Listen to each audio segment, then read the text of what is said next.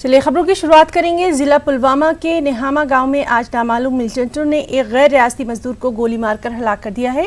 ये हालिया दिनों में गैर रियासती बाशिंदों को हलाक करने का दूसरा वाकया है। बताया जाता है कि मिलिटेंटों ने छत्तीसगढ़ के रहने वाले सेठी कुमार सागर नामी एक मजदूर को गोली मारकर हलाक कर दिया। इस वाकये के बाद पुलिस ने जाए वारदात पर जाकर लाश को अपनी तहवील में लिया। इस सिलसिले में पुलिस ने मजीद तहकीकात शुरू कर दी है।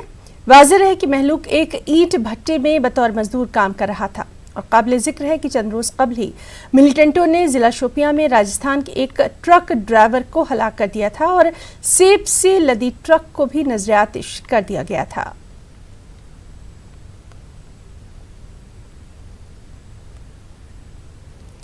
और खबर जम्मू कश्मीर के अनंतनाग से, जहां बाजारपुरा बिजबिहाड़ा में सिक्योरिटी फोर्सेस और मिलिटेंटों के दरमियान एनकाउंटर खत्म हो गया। एनकाउंटर में 3 मिलिटेंट हलाक किए गए हैं। मिलिटेंटों का ताल्लुक लश्कर तैयबा से था। मारे गए मिलिटेंटों से असलहा भी बरामद किया गया।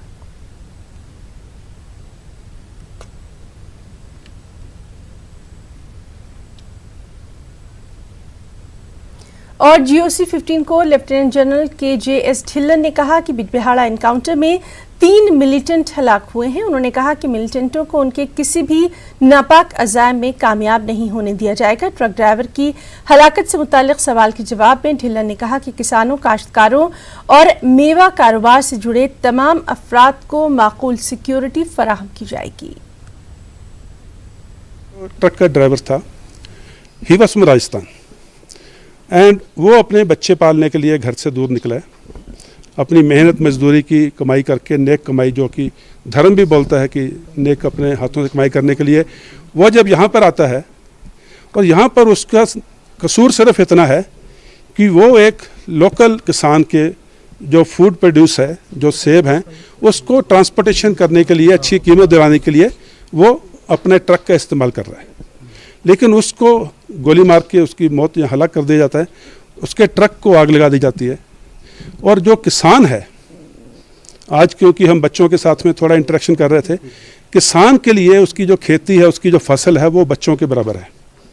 जैसे हम सब अपने बच्चों को दूध पिला करके, खाना खिला करके, अच्छी एजुकेशन दे के, तमील दे करके हम उसको बड़ा करते हैं। और जब वो बच्चा बड़ा होता है, किसी जॉब पे लगता है, जबकि उसका पूरा जो बच्चे की ज़िंदगी का जो फ्रूट है, जब वो पूरा अपना एकदम मंजिल पे पहुंचता है, उस टाइम पे अगर हमारे बच्चे को कोई मार दे तो हमें एज पेरेंट्स कैसा लगेगा। वैसे ही एक किसान को जो आज कश्मीर में है, जो अपने फलों को, अपने पौधों को, अपनी फसल को, अपनी खेती को बच्चों की तरह पालता है, आंधी तूफान धूप इस सब के बरखिलाफ पूरा दिन रात पूरा परिवार लगता है अपनी खेती को बड़ा करने के लिए। और जब वो खेती अपना पूरा पकने पे आती है और उस टाइम पे उस खेती को जला दिया जाए या उस खेती के ऊपर ऐसी तशद्दुद की जाए, तो it is, I think it is equivalent to killing a grown up child of a person.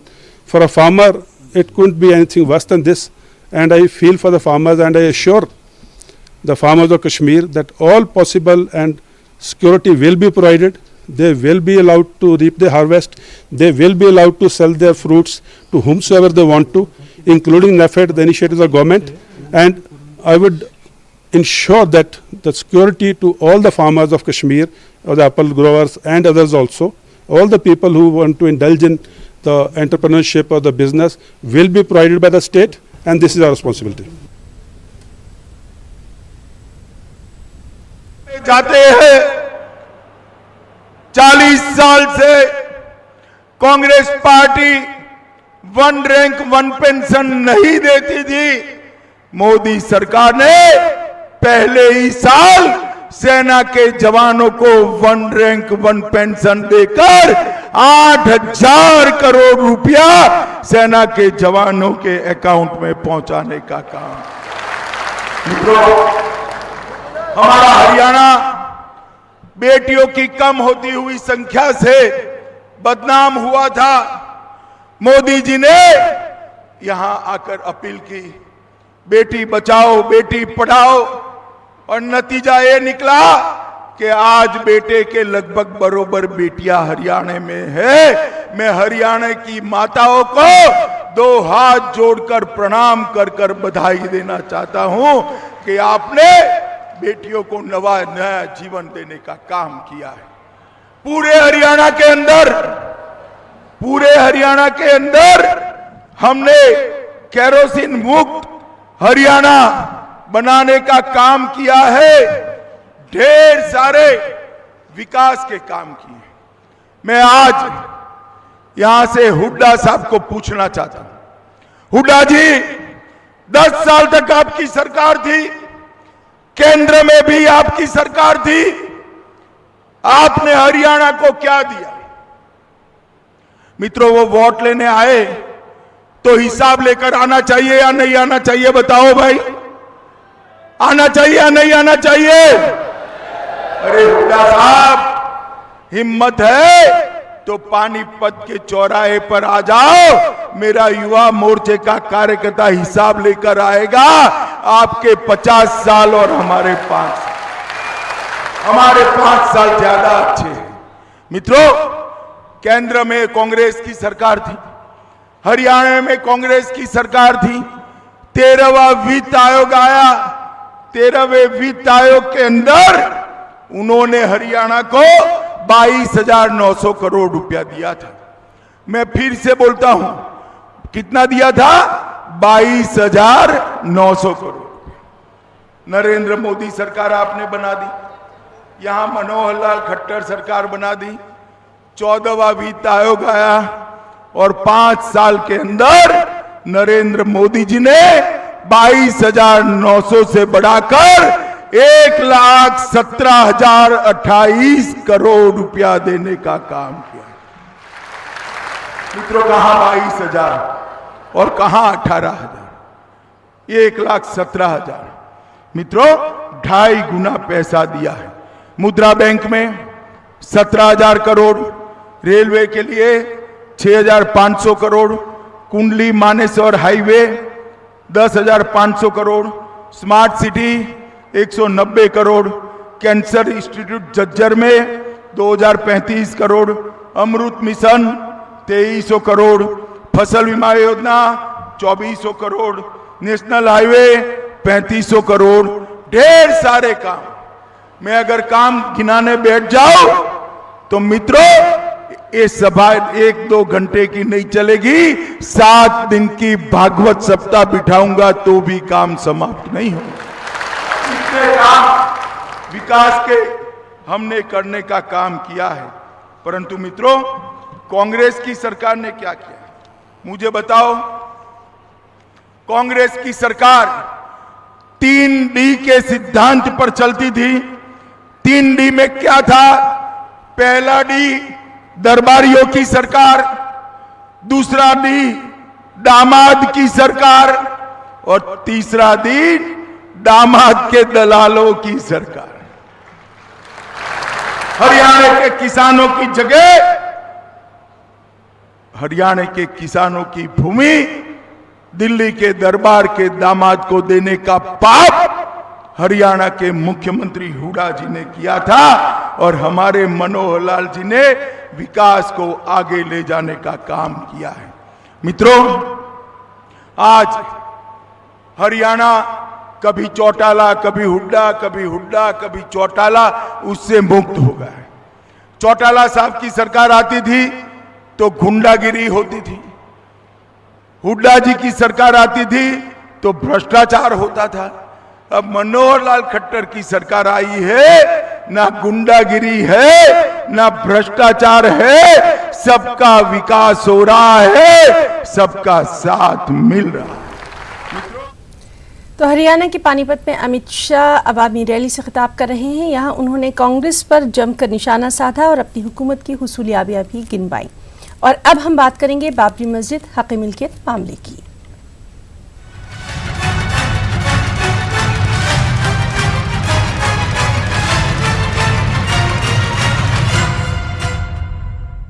Supreme court आज बाबरी मस्जिद हक मिल्कियत मामले में फैसले को महफूज रख सकता है। सीजेआई रंजन गोगोई ने कोर्ट में तमाम फरीकीन से कहा कि बहस को आज ही मुकम्मल करें, मामले को अब ज्यादा तूल न दिया जाए। रंजन गोगोई ने मजीद कहा कि अब इस मामले के लिए मजीद वक्त नहीं दिया जा सकता। आज शाम 5 बजे तक बहस पूरी हो जानी चाहिए। 17 अक्टूबर यानी कल मोल्डिंग ऑफ रिलीफ पर समाअत होगी। वाज़ेह है कि सुप्रीम कोर्ट की 5 रुकनी आईनी बेंच मामले की रोजाना की बुनियाद पर समाअत कर रही है। 5 रुकनी बेंच में Ranjan Gogoi, justice S.A. Bobde, justice Chandrachud, justice Ashok Bhushan और जस्टिस अब्दुल नजीर शामिल हैं। दूसरी तरफ अयोध्या में दफा 144 भी नाफिज है। और वहीं अयोध्या मामले पर मुस्लिम फरीक के वकील राजीव धवन ने जज्बातियत का मुजाहरा किया। उन्होंने समाअत के आखिरी दिन भरी अदालत में ही नक्शे की कॉपी फाड़ दी। अखिल भारतीय हिंदू महासभा की जानिब से राम के जन्म स्थान का एक नक्शा पेश किया गया था। राजीव धवन ने इस पूरे मामले पर बयान दिया कि उन्होंने नक्शा फेंकने की बात कही थी। उनके मुताबिक जिस पर CJI ने कहा कि आपको जो करना है कीजिए। अब ये मामला सुर्खियों में आ गया।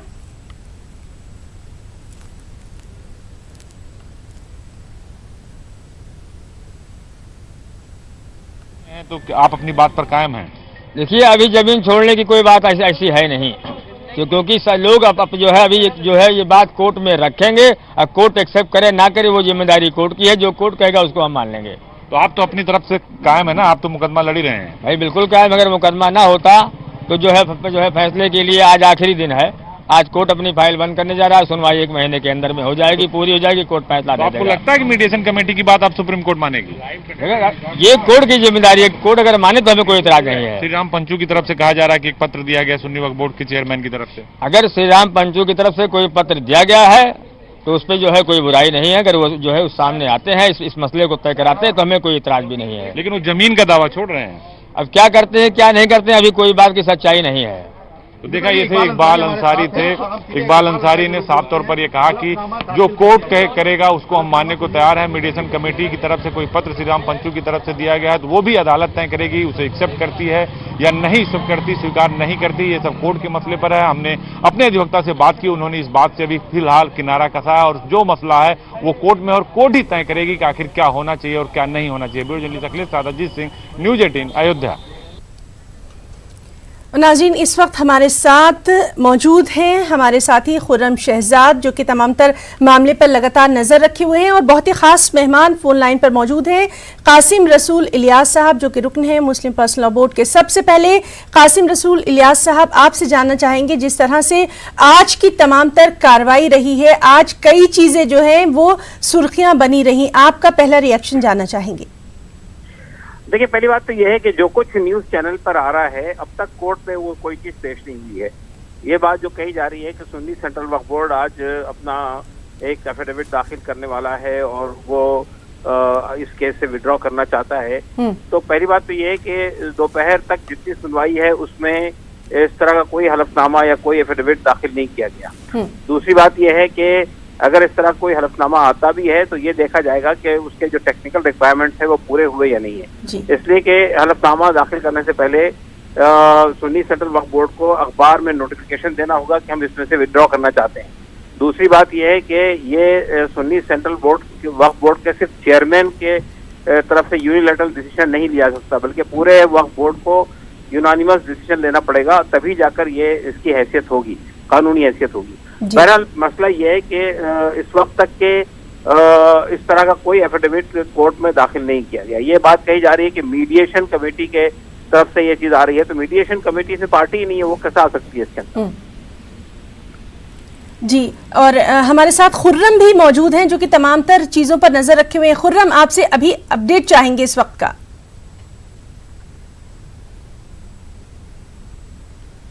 देखिए, अभी सीधे तौर पर मुस्लिम फरीक के जो वकील हैं राजीव धवन, वो अपनी दलीलें रख रहे हैं और उन्होंने अपनी दलीलों में कहा है कि मुस्लिम फरीक ने कब्ज़े को लेकर के और वक्फ़ को लेकर के तमाम तरह की दलीलें दी हैं, और ख़ास तौर से वो जो मुस्लिम फ़रीक़ों की तरफ से जो अभी तक अपनी बात रखी गई, उनके एडवोकेट्स की तरफ से बात रखी गई, उसका वो जवाब दे रहे हैं। ख़ास बात यह है कि जिस तरह से उन्होंने कहा कि जो वक्फ एक्ट है उसी से गवर्न होता है, और रजब अली जो मुतवल्ली थे वक्फ के और इस पूरी प्रॉपर्टी के, उसको 1992 में गिरा दिया गया।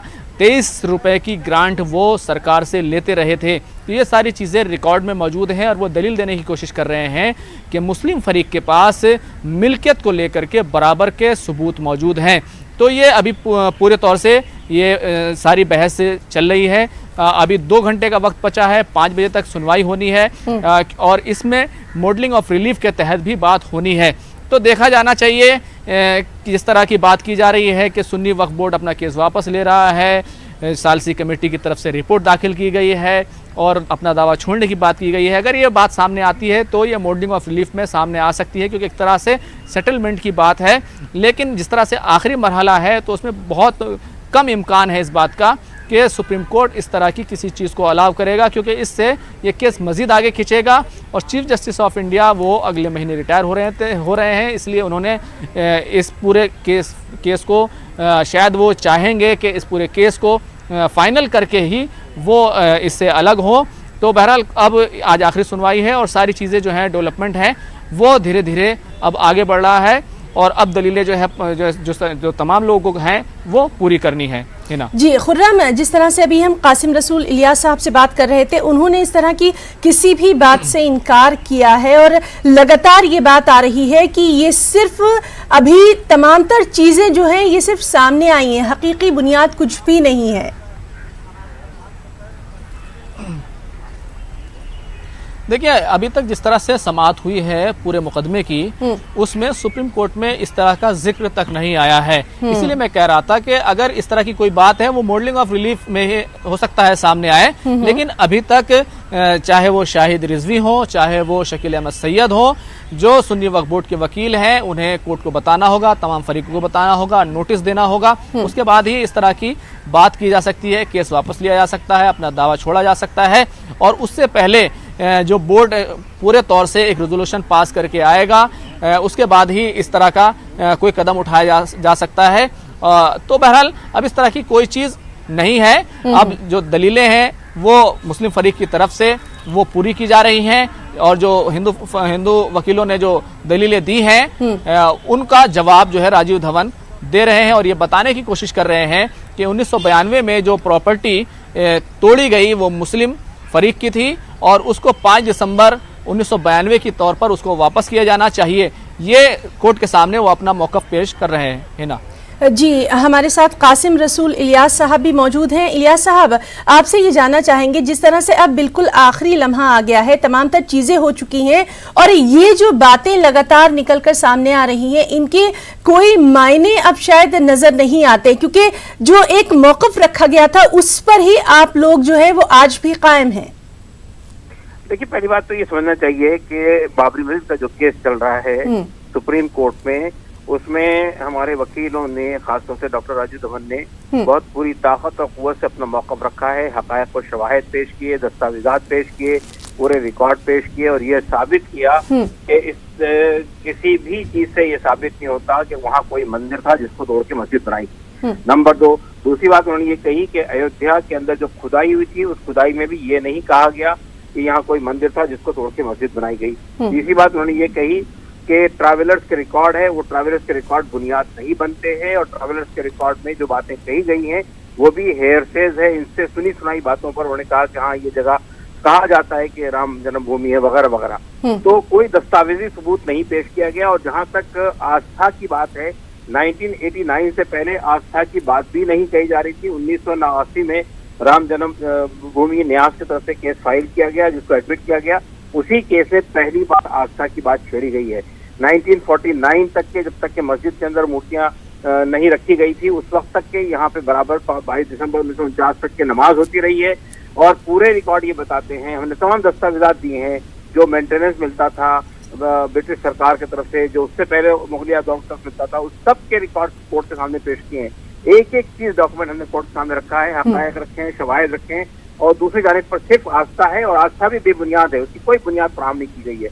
तो बहरहाल हम समझते हैं कि अब इस मौके पर जो अफवाहें उड़ाई जा रही है, फैलाई जा रही है, इसका मतलब लोगों को सिर्फ कंफ्यूज करना है और कुछ नहीं है। और अल्लाह का फजल ये है कि हमारा केस बहुत मजबूत है और हमें पूरी उम्मीद है कि पूरा मुल्क देख रहा है, पूरी दुनिया देख रही है इस केस को तो सुप्रीम कोर्ट मुल्क के विकार को, कोर्ट के विकार को सामने रखते हुए इस मुकदमे का फैसला करेगा। जी कासिम रसूल साहब, बहुत बहुत शुक्रिया आपका। तमाम तर चीज़ें जो हैं वो आपने हमारे नाज़रीन के सामने रखी हैं। बहुत बहुत शुक्रिया। लगातार इस अहम खबर पर हम भी नज़र बनाए हुए हैं और हमारे साथ खुर्रम भी मौजूद है। खुर्रम, आज जिस तरह से एक मामला सामने आया था जब राजीव धवन ने जो है कहा जा रहा है कि जज्बातियत का मुजाहरा किया, क्या कुछ वो रहा और फिर उसके ऊपर CJI का जो रद्द-ए-अमल सामने आया वो भी बताइए। देखिए, इसकी तफसीलात अब तक आ चुकी हैं, क्योंकि जिस तरह से राजीव धवन ने वो मैप फाड़ दिया था जो 1885 में किशोर कुणाल की किताब में दिखाया गया था, जिसको एक हिंदू पक्ष के वकील ने रखने की कोशिश की थी, विकास सिंह ने। तो अब उसमें चीफ जस्टिस के साथ राजीव धवन की बात हुई थी। उन्होंने कहा कि मैं इस मैप पर रिलाई नहीं करता, क्योंकि 30 साल बाद ये छपा है। चीफ जस्टिस ने माना कि हाँ ठीक है, आपने फला नंबर पेज पर इस तरह से इसका जवाब दिया है। तो उन्होंने कहा कि मैं इसको फेंकना चाहता हूं। राजीव धवन, चीफ जस्टिस ने कहा आप इसका चाहे जो करें, तो राजीव धवन ने उसको फाड़ दिया। उसके बाद राजीव धवन ने कहा, अदालत में कहा, अब सोशल मीडिया पर यह बात चल रही है कि चीफ जस्टिस के कहने पर मैंने कागजात फाड़ दिए हैं।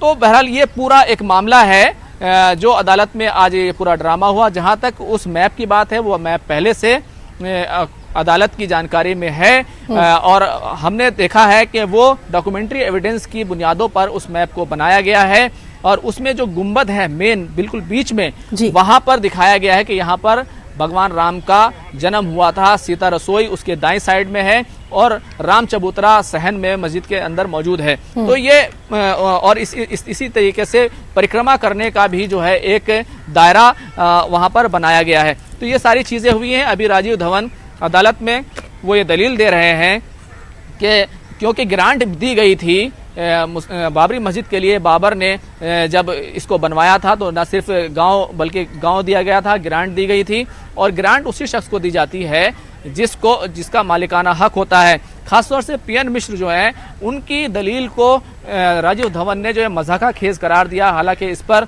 कोर्ट की तरफ से ऑब्जेक्शन भी किया गया कि आप इस तरह की बात नहीं कर सकते।